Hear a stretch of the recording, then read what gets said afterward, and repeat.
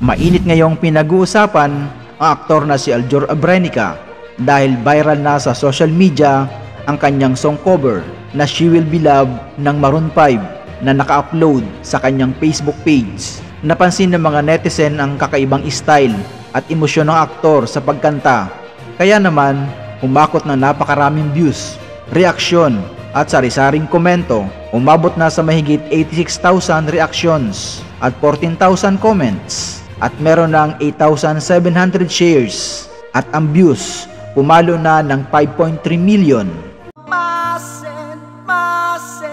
Wound up at your door. I met you so many times, but some